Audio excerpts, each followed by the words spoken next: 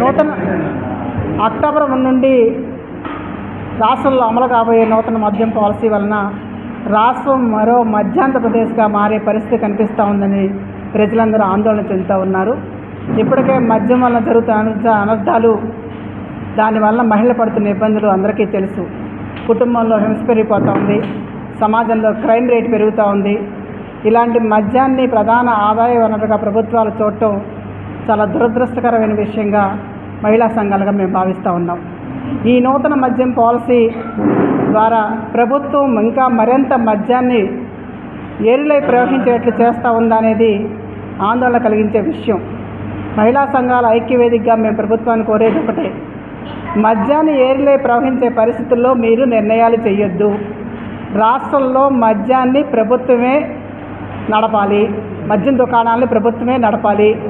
Dry డేస్ని compulsory పాటించే విధంగా ప్రభుత్వాలు నిర్ణయాలు తీసుకోవాలి. గుడి బడి జనావాసాల మధ్య ఎక్కడైతే షాపులు ఉన్నాయో అలాంటి వాటికి పర్మిషన్ ఉండకూడదు, వెంటనే క్యాన్సిల్ చేయాలి. మహిళలు వద్దన్న చోట మద్యం షాపులు పెట్టకూడదు. డీ అడిక్షన్ కేంద్రాలని ప్రతి పిహెచ్సిలో కూడా ఉండేటట్లు ఏర్పాట్లు చేయాలి. అలాగే టైమింగ్స్ విషయంలో కూడా ఇప్పుడు 12 గంటల పాటు విచ్చలవిడిగా మద్యం అమ్మకాలు చేసుకోవచ్చు అని చెప్పేసి షాపులకి పర్మిషన్ ఇచ్చే పరిస్థితి కనిపిస్తూ ఉంది. అలాంటి పరిస్థితి మాత్రం ఉండద్దు అనేది మేము డిమాండ్ చేస్తూ ఉన్నాం.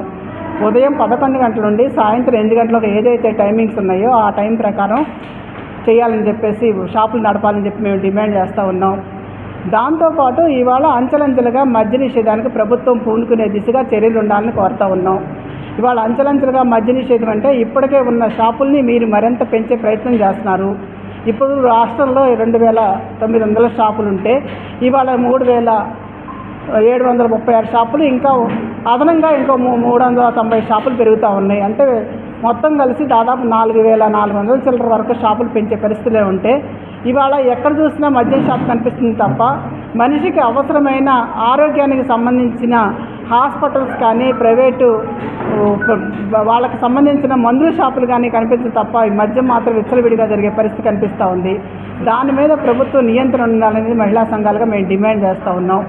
తక్షణం ప్రభుత్వం కనుక ఈ నిర్ణయం కనుక చేయకపోతే మహిళా సంఘాల ఐక్యవేదిక ఆధ్వర్యంలో పెద్ద ఎత్తున పోరాటానికి సమాయత్తం అవుతాం.